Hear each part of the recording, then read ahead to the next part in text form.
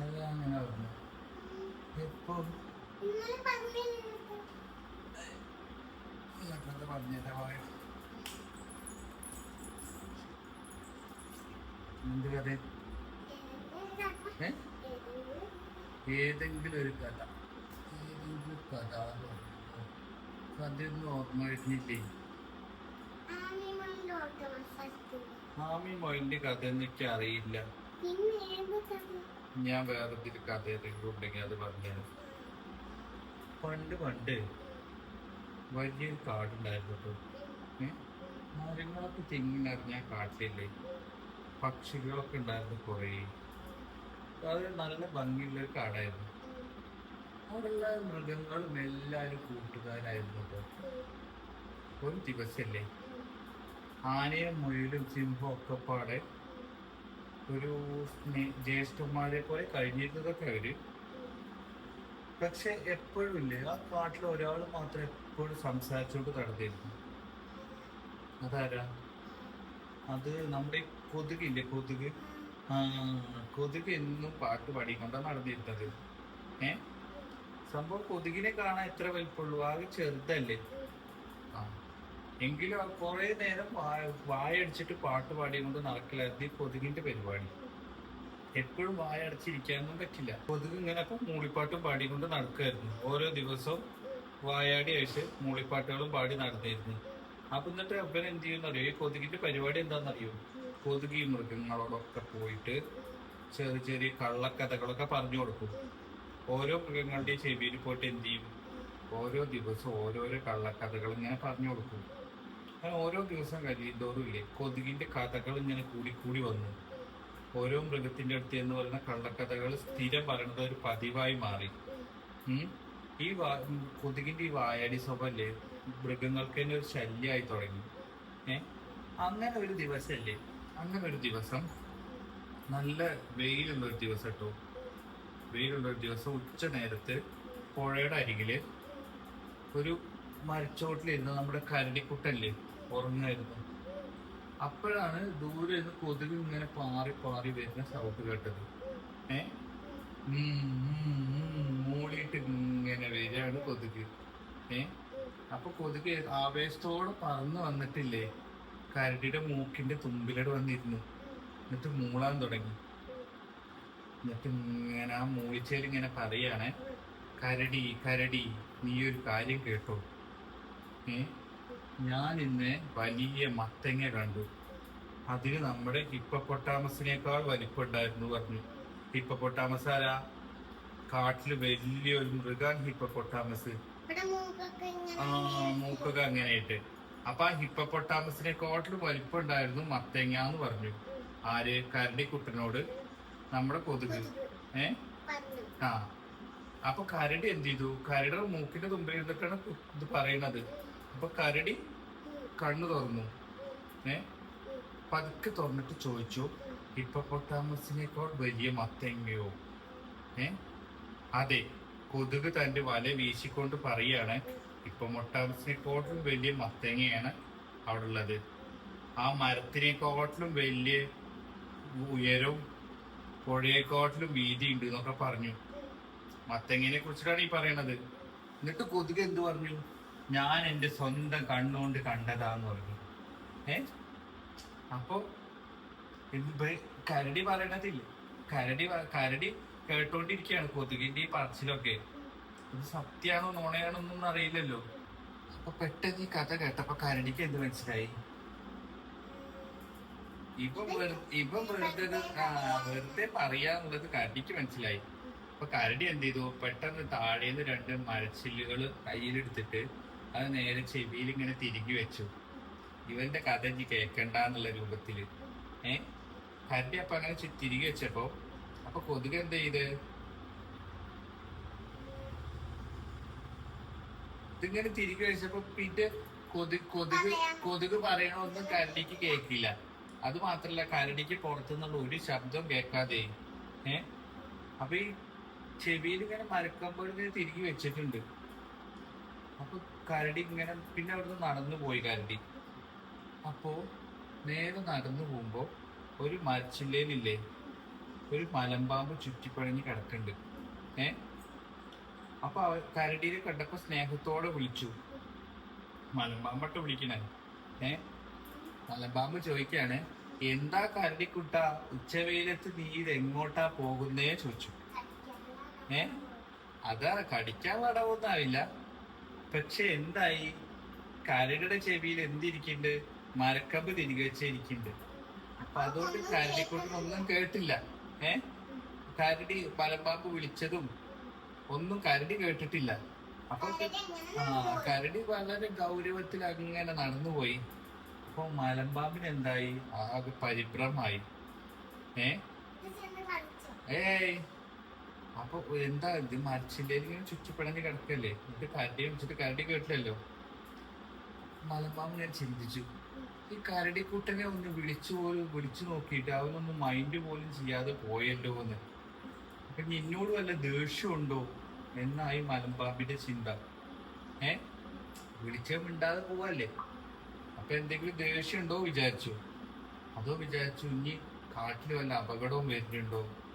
അങ്ങനെയൊക്കെ ചിന്തിച്ചിട്ട് എന്തായി, മലമ്പാമ്പ് അവിടുന്ന് മാറാ വിചാരിച്ചു. ഇനി വല്ല അപകടം വന്നാൽ മലമ്പാമ്പ് അപകടത്തിൽ പെടുമല്ലോ. അങ്ങനെ പുല്ലുകൾക്കിടയിലൂടെ മലമ്പാമ്പ് വേഗം ഒളിച്ചു, എവിടെയോ കയറി ഒളിച്ചു. ഈ സമയത്ത് അവിടെ ഇരുന്നിട്ട് പുല്ല് തിന്നായിരുന്നു ആര്, നമ്മുടെ മുയലച്ചൻ.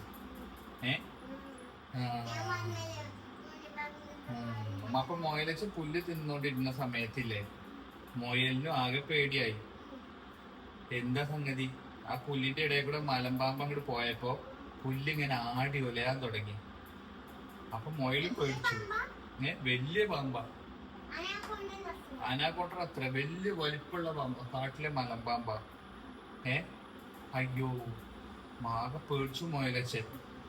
അപ്പൊ മുയൽ എന്ത് വിചാരിച്ചെന്നറിയോ, പുല്ലിന്റെ ഇടയിൽ ഏതെങ്കിലും മൃഗങ്ങൾ പമ്മി ഇരുന്നിട്ട് എന്നെ പിടിക്കാൻ വരുന്നതാവും വിചാരിച്ചു. അപ്പൊ മുയലച്ചൻ എന്ത് ചെയ്തു, ജീവനും കൊണ്ട് കാട്ടിലൂടെ ഒരൊറ്റ ഓട്ടം ഓടി. മുയലച്ചനും പേടിച്ചു.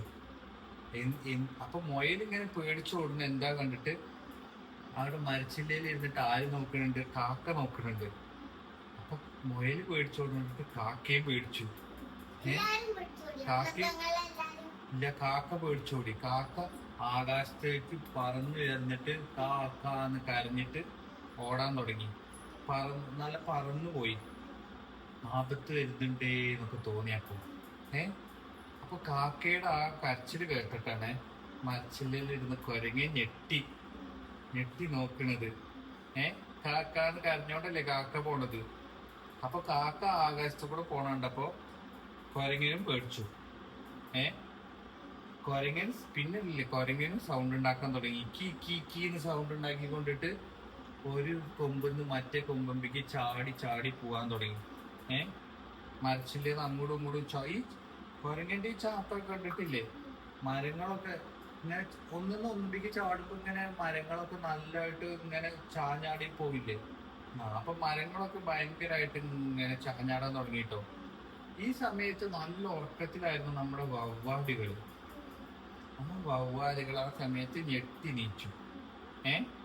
അപ്പൊ സംഗതി എന്താ, പകലൊക്കെ ഇവര് കണ്ണു തുറന്നിരുന്നിട്ട് രാത്രിയൊക്കെ കണ്ണു തുറന്നിരുന്നിട്ട് പകൽ ഉറങ്ങണ ആൾക്കാരാണല്ലോ ഈ വവ്വാലുകള്. അപ്പൊ വവ്വാലുകൾ ഞെട്ടി എണീച്ച് നോക്കുമ്പോ അവർക്ക് കണ്ണൊന്നും തുറക്കാൻ പറ്റില്ല, ഉറക്കത്തിൽ നീച്ചിണ്ടല്ലേ. അപ്പൊ എന്ത് ചെയ്യാന്ന് അറിയാണ്ട് വവ്വാലുകൾ എന്ത് ചെയ്തു, മൊത്തം വട്ടിട്ട് പറക്കാൻ തുടങ്ങി. നമ്മൾ ഈ അമ്പലത്തിന്റെ ഒക്കെ മുകളില്, ആലിന്റെ ഒക്കെ മുകളിൽ കണ്ടിട്ടില്ലേ, വവ്വാലുകൾ വല്ല സൗണ്ടും കേട്ട് കഴിഞ്ഞാൽ ഇങ്ങനെ വട്ടിട്ട് പറക്കണം. അതേപോലെ കാടിന്റെ ഉള്ളിൽ അവരാകെ വട്ടിട്ട് പറക്കാൻ തുടങ്ങി. അപ്പൊ എന്തായി, സമാധാനമായിട്ടുണ്ടായിരുന്ന കാട്ടിലാകെപ്പാട് പുകിലായി. എല്ലാവരും ഓരോ വഴിക്കോട്. കരടിക്കുട്ടൻ ഓടിപ്പോണു, മലമ്പാമ്പ് ഓടി, കാക്ക പറന്നു, മുയലോടി, കുരങ്ങൻ ചാടി, പിന്നെ വവ്വാലുകൾ വറക്കാൻ തുടങ്ങി. അപ്പൊ ആകെ ബഹളായി. അപ്പൊ പകല് മുഴുവൻ ഉറങ്ങിയിട്ടില്ലേ, ഉച്ചക്ക് നീക്കണ മൂങ്ങല്ലേ. മൂങ്ങ കാട്ടിലെ ബഹളം കാരണം മൂങ്ങയ്ക്ക് ഒട്ടും ഉറങ്ങാൻ പറ്റിയില്ല. അതിനിടയിൽ കൂടെയാണ് ഈ കുരങ്ങന്മാരുടെ ചാട്ടവും മൃഗങ്ങളുടെ ഓട്ടവും ഒക്കെ കാണുന്നത്. ആ അപ്പൊ അല്ല കൊരങ്ങന്മാര് ചാടുമ്പോഴും മൃഗങ്ങളൊക്കെ ഓടുമ്പോഴും ഇല്ലേ മരം ഇങ്ങനെ ആടി ഉലയാണ്. ഏ അപ്പൊ കുഞ്ഞു മൂങ്ങ അതിന്റെ ഉള്ളിലുണ്ടല്ലോ. കുഞ്ഞു മൂങ്ങ മരപ്പൊത്തിൽ എന്ത് ചെയ്തു, താഴെ പുല്ലിലേക്ക് വീണു. മരം ആടി ആടി ഉലയുമ്പോ പൊത്തിലായിരുന്നു മൂങ്ങ താഴെ വീണു. ഏ പക്ഷെ വീണിട്ടുള്ള മൂങ്ങയ്ക്ക് പരിക്കൊന്നും പറ്റിയിട്ടില്ല കേട്ടോ. ആകെ പേടിച്ച് കുറച്ച് കരിയായിരുന്നു മൂങ്ങ. ആ കുഞ്ഞു മൂങ്ങനെ. അപ്പൊ മൂങ്ങ എന്ത് ചെയ്തു, കുഞ്ഞു മൂങ്ങ താഴെ വീണപ്പോ കുഞ്ഞു മൂങ്ങയുടെ അമ്മ വന്നിട്ട് എടുത്ത് ആശ്വസിപ്പിച്ചു. എന്നിട്ട് തിരികെ കൂട്ടിൽ കൊണ്ടാക്കി. കുഞ്ഞു മൂങ്ങിനെ വീട്ടിൽ കൂട്ടിൽ കൊണ്ടാക്കി. മൂങ്ങയുടെ അമ്മയ്ക്ക് ഭയങ്കര ദേഷ്യം വന്നു. ഈ കാട്ടിൽ എന്താണ് സംഭവിച്ചതെന്ന് അറിയാനായിട്ട് കുഞ്ഞുമൂങ്ങയുടെ അമ്മ എന്ത് ചെയ്തു, അവിടുന്ന് കുഞ്ഞുമൂങ്ങനെ കൂട്ടിലാക്കിയിട്ട് നേരെ കാട്ടിൻ്റെ ഉള്ളിൽ കൂടെ പോയി. ഇതെല്ലാവരും കൂടി പരിഭ്രാന്തിച്ച് ഓടുന്ന കണ്ടിട്ടില്ലേ. കുഞ്ഞുമൂങ്ങ സിംഹരാജാവിൻ്റെ അടുത്തെത്തി. സംഭവം എല്ലാവരും കൂടി പരിഭ്രമിച്ച് ഓടുകയാണല്ലോ. ഇപ്പൊ എന്താ കാര്യം എന്ന് അറിയണ്ടേ. കാട്ടിലെ രാജാവ് സിംഹമാണല്ലോ. അപ്പൊ സിംഹത്തിന്റെ അടുത്തെത്തി. ആ ലയണ്ട് രാജാവ് ഇതൊന്നും കാണുന്നില്ലേ, ഈ മൃഗങ്ങളെല്ലാം കൂടി എന്താണ് ഇങ്ങനെ പരിഭ്രാന്തിച്ച് പകൽ അങ്ങോട്ടും ഇങ്ങോട്ടും ഓടുന്നതെന്ന് ചോദിച്ചു. വലിയ ബഹളമുണ്ട് ഇവിടെ എന്നൊക്കെ പറഞ്ഞു. അപ്പൊ ഈ കാട്ടിൽ നടക്കുന്നതിന് പരിഹാരം വേണം പറഞ്ഞു മൂങ്ങമ്മ സിംഹത്തിനോട് പറഞ്ഞു. അപ്പൊ വലിയ ആൽമരം കേട്ടോ. ആ വലിയ ആൽമരത്തിന്റെ ചോട്ടിലാണ് സിംഹരാജാവ് വന്നിരിക്കുക. എന്നിട്ട് സിംഹരാജാവ് എന്ത് ചെയ്തു, മൃഗങ്ങളൊക്കെ അടിയന്തരായിട്ട് അങ്ങോട്ട് വരണം എന്ന് പറഞ്ഞ് അങ്ങോട്ട് വിളിച്ചു കൂട്ടി. എല്ലാവരും പേടിച്ചിരിക്കുകയാണ്. എല്ലാരും അങ്ങോട്ട് അല്ല എല്ലാ മൃഗങ്ങളെയും വിളിച്ചു കൂട്ടി. എല്ലാവരും ഉറക്കത്തിലുമാണ്. പിന്നെ അതേപോലെ തന്നെ എല്ലാവരും പേടിച്ചു ഇരിക്കുകയാണ്. അങ്ങനെയാണ് മൃഗങ്ങളൊക്കെ വന്നത് കേട്ടോ. കടി വരും, എല്ലാരും വന്നു. അപ്പൊ സിംഹരാജാവിന് വല്ലാത്ത ദേഷ്യം വന്നു, സങ്കടമൊക്കെ വന്നു. തന്റെ പ്രജകളൊക്കെ ഇങ്ങനെ പേടിച്ച് നടക്കുകയല്ലേ. അപ്പൊ ദേഷ്യം വന്നു, ഒപ്പം സങ്കടം വന്നു. ഇനി എന്ത് ചെയ്യണം എന്ന് അറിയണല്ലോ. അപ്പൊ ഇതിനെന്താ കാരണം എന്ന് അറിയണമായിരുന്നു രാജാവിന്. ചോദിച്ചു സിംഹരാജാവ് വളരെ ശബ്ദത്തോടെ ഗാംഭീര്യത്തോടെ ചോദിക്കണേ, ആരാണ് ഈ കാട്ടിൽ പേടിച്ചോടാൻ തുടങ്ങിയത്, സത്യം പറയൂ പറഞ്ഞു. രാജാവ് ചോദിച്ചു. അപ്പൊ കൊരങ്ങൻ പേടിയോടെ എന്ത് ചെയ്തു, കാക്കേനെ ചൂണ്ടിക്കാണിച്ചു. കാക്ക പറന്നപ്പോഴാണ് ഞാൻ പേടിച്ചത് എന്ന് പറഞ്ഞു. അപ്പൊ കാക്ക എന്ത് പറഞ്ഞു, സിംഹരാജാവേ ഞാനല്ല, കൊരങ്ങൻ പേടിച്ചത് കൊണ്ടാണ് ഞാൻ പാറിപ്പോയതെന്ന് കാക്ക പറഞ്ഞു. ഇല്ലല്ല. അത് കേട്ടപ്പോ കാക്ക എന്തായി, കാക്ക പറഞ്ഞു നമ്മുടെ കൊരങ്ങന്റെ കാര്യമല്ല, നമ്മുടെ മുയൽക്കുട്ടൻ പേടിച്ച് ഓടുന്ന കണ്ടപ്പോഴാണ് ഞാൻ അവിടുന്ന് നിലവിളിച്ചത് പറഞ്ഞു കാക്ക. അപ്പൊ മുയൽക്കുട്ടൻ രണ്ട് ചെവി ആട്ടിയും കൊണ്ട് പേടിയോടെ പറഞ്ഞു, അല്ലയോ അല്ല സിംഹരാജാവേ, ഞാൻ വെറുതെ ഓടിയതല്ല.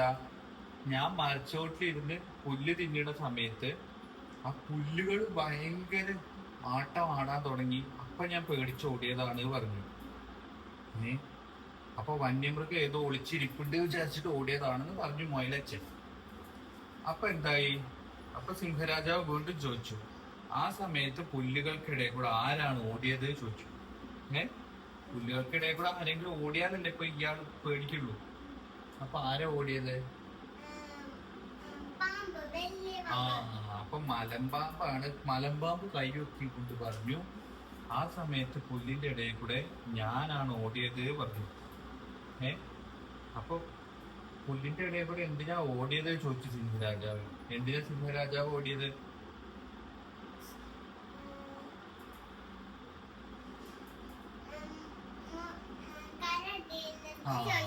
കരടിന്റെ അടുത്ത് ചോദിച്ചു. കരടിന്റെ അടുത്ത് മലമ്പാമ്പ് എന്ത് ചോദിച്ചു? മുയലല്ല, കരടിക്കുട്ടനോട് എന്താ കരടിക്കുട്ട ഉച്ച സമയത്ത് ഇങ്ങനെ നീച്ച് ഓടുന്നത് ചോദിച്ചു. അപ്പൊ അത് മൈൻഡ് ആക്കാതെ പോയതുകൊണ്ടാണ് മലമ്പാമ്പ് ഓടിയത്. അപ്പൊ സിംഹത്തിനോട് മലമ്പാമ്പ് എന്ത് പറഞ്ഞു? ഞാൻ അങ്ങനെ കരടിക്കുട്ടനോട് ചോദിച്ചു. അപ്പൊ കരടിക്കുട്ടൻ പേടിച്ചു പോണ പോലെ പോയി, അതുകൊണ്ടാണ് ഞാൻ ഓടിയത് പറഞ്ഞു. അപ്പൊ എല്ലാരും കൂടി കരടിക്കുട്ടനെ നോക്കി. ഏ കരടിക്കുട്ടൻ പക്ഷെ ഇതൊന്നും അറിഞ്ഞിട്ടില്ല. ചെവിയിൽ രണ്ട് മരക്കമ്പും തിരികെയിരിക്കാണ്. ഒന്നും സംഭവിച്ചു ഒന്നും അറിഞ്ഞിട്ടില്ലാത്ത പോലെ ഇരിക്കണം അപ്പോഴും. ഇവിടെ നടന്ന പുകിലൊന്നും കരടിക്കുട്ടൻ അറിഞ്ഞിട്ടില്ല. ഏ അപ്പൊ കരടിക്കുട്ടൻ അന്തം വിട്ടിരിക്കുകയാണ്. അപ്പൊ മൃഗങ്ങളൊക്കെ കരടിക്കുട്ടനെ വീണ്ടും നോക്കി. അങ്ങനെ സിംഹരാജാവ് മെല്ലെ അടുത്തേക്ക് വന്നു. എന്നിട്ട് കരടിക്കുട്ടന്റെ ചെവിയിൽ ഉണ്ടായിരുന്ന മരക്കമ്പ് എടുത്ത് കളഞ്ഞു. രണ്ട് മരക്കമ്പ് കൊടുത്ത് കരടിക്കുട്ടനപ്പൊ ഞെട്ടിപ്പോയി. എല്ലാവരുടെ ശബ്ദം ഒരുമിച്ച് കേൾക്കുകയാണ് കരടിക്കുട്ടൻ. അപ്പൊ സിംഹരാജാവ് ചോദിക്കുകയാണ്, നീ എന്തിനാണ് മലമ്പാമ്പ് വിളിച്ചിട്ട് നോക്കാതെ വളരെ ഗൗരവത്തിൽ നടന്നു പോയത്? അപ്പൊ കരടിക്കുട്ടൻ പറഞ്ഞു, അയ്യോ രാജാവേ, ഞാൻ മനഃപൂർവ്വം മലമ്പാമ്പിനെ നോക്കാതിരുന്നതല്ല. നമ്മുടെ കൊതുക് വന്ന് എന്നോട് കള്ളക്കഥകൾ പറയാൻ തുടങ്ങി. അപ്പൊ അവന്റെ ആ മൂളലും നുണപറച്ചിലും കേട്ട് മടുത്ത് അത് കേൾക്കാതിരിക്കാൻ വേണ്ടി ഞാൻ ചെവിയിൽ മരക്കമ്പ് തിരികെ വെച്ചത് കൊണ്ടാണ് അങ്ങനെ പോയത് പറഞ്ഞു. അപ്പൊ അത് കേട്ടതും സിംഹരാജാവില്ലേ, എല്ലാവർക്കും സംഭവിച്ച എന്താന്ന് ബോധ്യപ്പെട്ടതോടെ സിംഹരാജാവ് ഒരു തീരുമാനം എടുത്തു. ആ വായാടി കൊതുകിനെ തിരഞ്ഞു നോക്കി ഇങ്ങോട്ട് കൊണ്ടുവരൂ പറഞ്ഞു. അപ്പൊ മൃഗങ്ങളൊക്കെ കൊതുകിനെ നോക്കാൻ തുടങ്ങി. അപ്പൊ കൊതുക് ചെറുതല്ലേ, കാണാനൊക്കെ പറ്റും. പക്ഷെ മൃഗങ്ങളൊക്കെ പാടെ കൊതുകിനോട് നോക്കിയപ്പോ കൊതുക് വല്ലാണ്ട് പേടിച്ച് വരയ്ക്കാൻ തുടങ്ങി. അപ്പൊ കൊതുകിന്റെ ഈ വായാടിത്തര കൊണ്ടാണ് ഇത്രയും പുകിലുണ്ടായത് എന്ന് മനസ്സിലായി. പാവ കുഞ്ഞുമൂങ്ങ വരെ താഴെ വീണു. അപ്പോഴാണ് എല്ലാവരും മനസ്സിലാക്കിയത്. പിന്നെ കൊതുകിനെ ആകെ പേടിച്ച് വരച്ച് താൻ ഇങ്ങനെ പോയിട്ട് കള്ളക്കഥ പറഞ്ഞിട്ടാണല്ലോ ഇങ്ങനെ എല്ലാവർക്കും വന്നേ എന്നൊക്കെ പറഞ്ഞു. അപ്പൊ എന്ത് ചെയ്തു? കൊതുക് പറഞ്ഞു, എന്നോട് ക്ഷമിക്കണം സിംഹരാജാവേ, ഞാൻ ഇതൊന്നും കരുതിക്കൂട്ടി ചെയ്തതല്ല, നിന്റെ വായാടിത്തരം കൊണ്ട് സംഭവിച്ചതാണ് പറഞ്ഞു കൊതുക്. കൊതുക് ക്ഷമ ചോദിച്ചു എല്ലാവരോടും. പക്ഷെ മൃഗങ്ങളൊന്നും അവനോടൊരു മറുപടിയും പറഞ്ഞില്ല. എല്ലാവരുടെയും മുഖത്ത് ഗൗരവോ സങ്കടമൊക്കെ ആയിരുന്നു. കൊതുകിന്റെ വായാടി സ്വഭാവം മറ്റുള്ളവർക്ക് ആപത്താകുമെന്ന് കൊതുകിന് മനസ്സിലായി. അന്ന് മുതൽ കൊതുകിന് നാണക്കേടും വിഷമമൊക്കെ വന്നു. അപ്പൊ കൊതുക് എന്ത് ചെയ്തു? കൊതുക് അങ്ങനെ മൃഗങ്ങളുടെ ഇടയിൽ കാണാതെ അന്ന് മുതൽ ഒളിച്ചു നടക്കാൻ തുടങ്ങി. അത്ര ദിവസം ഓരോ നുണക്കഥയും പറഞ്ഞിരുന്ന കൊതുക് മൃഗങ്ങളെല്ലാം പിണക്കത്തിലായി. അപ്പൊ കൊതുകിനോട് അപ്പൊ കൊതുക് എല്ലാരും കാണാതെ ഒളിച്ചു നടക്കാൻ തുടങ്ങി. അങ്ങനെ കൊതുക് അവിടുന്ന് നാട് വിട്ടിട്ട് മനുഷ്യരുടെ അടുത്തേക്ക് വരാൻ തുടങ്ങി. ഇപ്പോഴും കൊതുകുകൾ നമ്മുടെ വൈകുന്നേരമൊക്കെ വന്നിരുന്നിട്ട് ചെവിയിൽ ഇങ്ങനെ മൂളിപ്പാട്ട് പാടില്ലേ?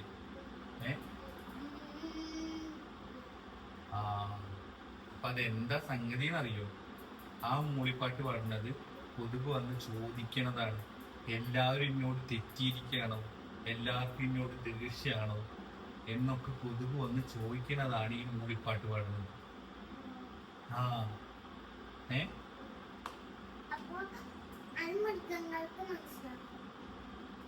മൃഗങ്ങൾക്ക് മനസ്സിലാവില്ല. ഇപ്പൊ കൊതുക് നാട്ടിലേക്ക് വന്നില്ലേ? അപ്പൊ കൊതുക് ഇപ്പൊ വരുന്നത് എന്തിനാണ്?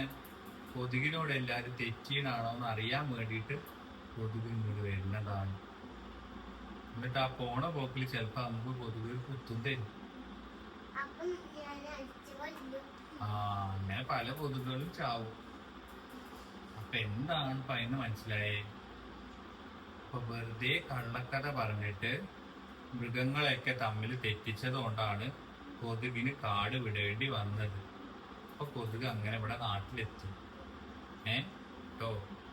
അപ്പൊ കള്ളക്കഥ എന്നും പറയാൻ പാടില്ല, മനസ്സിലായോ? കള്ളക്കഥ പറഞ്ഞ ദൈവശിക്ഷ.